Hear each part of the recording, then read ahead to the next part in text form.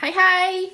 I thought I would do a little update video, continuing on from my Let's Eat Wagamama's in the car. So, that car, I was in Birmingham, wasn't I? I was in Dudley, just catch you up to speed. I was in Dudley. I'd bought a new car on the Thursday.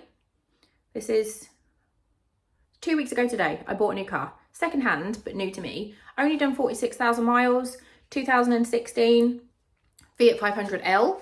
I'll link the video where I show you it up here or in the description box, depending on where I can do it. I'm now editing on my phone because I can't afford to use the online. What did I use? I can't remember what it's called. It was like an online thing, but it's charging me like £20 a month and I just wasn't making enough money to warrant it, so I've cancelled that. So yeah, the Thursday, 2 weeks ago today, I bought a new car. Friday, I drove to Dudley, the video. The Saturday, I drove to London to see my friend. Sunday morning, I went to go to Tesco's. Like, my friend was making us breakfast. We needed some extra bits, and I was like, don't worry, I'll pop to Tesco's and get it. Went outside, started the car. Car started fine. However, when I put it into drive, it wouldn't move. And I was like, it's weird. Put it into reverse, still wouldn't move. Everything else was working. Lights working, stereo was working, engine was running, could rev the fuck out of it, just would not move. I was like, okay. Went back into my friend's house and he comes out, disconnects the battery. We leave it for like half an hour. Put it all back together, still nothing. So at this point, I ring the garage that I bought it from and I'm like, what's happening? And she was like, I don't know. This is really weird. I've never heard of anything like this before. Call the AA. And so I called the AA. About an hour later, the guy comes out, has a look, and he's like, your transmission's gone. And I was like, what? Are you serious? And he was like, yeah, your transmission's gone. So this is like Sunday about 11 o'clock in the morning. He says, I'm going to take your car to the garage. I'll get it there by 4 o'clock today. He told the lady on the phone, said, tell me what garage you need it to go to. We'll take it. And this was like back Norfolk way. And he says, you wait here and you'll get a hire car. He was like, if you come with me, you're not going to get a hire car. And I obviously needed a hire car to be able to go and pick up the kids and do school runs and stuff, because this was like 4 days before the start of term. So off the car goes on the lorry. The day carries on. Watch some football, watch some F1. Lovely day, have some dinner. Still no car. So ringing up the garage, ringing up Enterprise, and they're like, we can't give you a car until your car is where it's supposed to be. I was like, okay. So I had to stay another night in London. The Monday, my friend goes off to work and I'm in the house, and I made 60 phone calls throughout the day. At one point, a recovery driver called me and said, where's your car? And I was like, I don't know. I waved it off on a van. It's gone. It's meant to be in Great Yarmouth yesterday. He was like, well, it's not. Then he rings me back an hour later, said, I found it. It's in Thetford at the BP services. And I was like, what? Apparently the AA man from the day before knew that he didn't have enough miles left on his taco, I think it is, to drive it all the way to Great Yarmouth, which is why he told me to stay in London to get a hire car when there was no chance of me getting a hire car on the Sunday, because apparently everywhere's shut. But I kind of took him for his word. All day, the Monday was just constant phone calls trying to find out what was happening. About 4:30, I get a phone call from the garage saying, we've got confirmation that your car is coming to us, but we don't know what time. However, they rang Enterprise and said, the car is coming to us, this is happening. So at this point, Enterprise were like, fine, we can give you a car, but because it's so late in the day, we can't give you one until Tuesday. I was just like, what the fuck? Come on. And so I had to stay another night in London. And then the Tuesday morning, I got an Uber to the Enterprise, picked up the car, and it was a Renault Captur, I think. Nice one, crossover, quite high up, auto, nice to drive, because I can only drive an auto. And I went to pick the kids up, got the kids, brought them back to mine, got back to mine at like 5 o'clock. I was absolutely knackered, just absolutely mentally drained from all the phone calls over the past couple of days.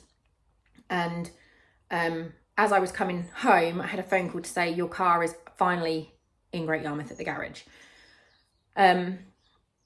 And by this point, I was like, I don't want the car. I don't trust it now. You've sold me a car that has shat its pants 4 days after I bought it. I don't want it. It's not safe. It's not what I want. So on the Wednesday, I drove the rental car, took the kids to school, drove the rental car to the garage that I bought the original car from.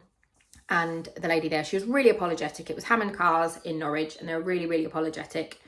And they said, oh, we've actually found another car that we think you'll like, and it's a bit cheaper, so you'll get some money back. And so they bought the Fiat off me, and then they sold me a Peugeot.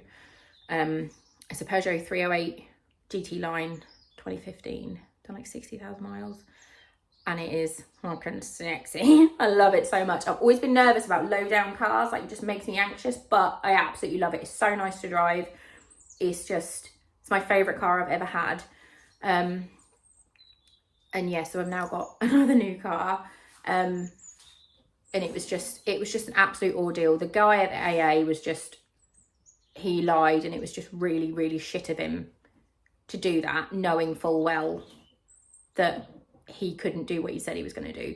Enterprise were amazing. It was the Wembley branch of Enterprise, and I dealt with a guy called Charles. He was incredible. He was so nice, like keeping me in the loop, and we were speaking to each other all day. And then when I actually went in, there was a girl called Immaculate, and she was so bloody lovely. Like, they were so helpful and so nice, and yeah, I can't fault them whatsoever. They were so good, and they helped me finally get back to Norfolk.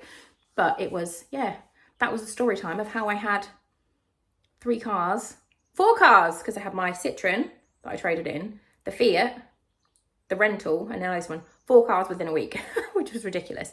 So I am going to take you guys outside now and show you my new car. His name is Buggy the Puggy.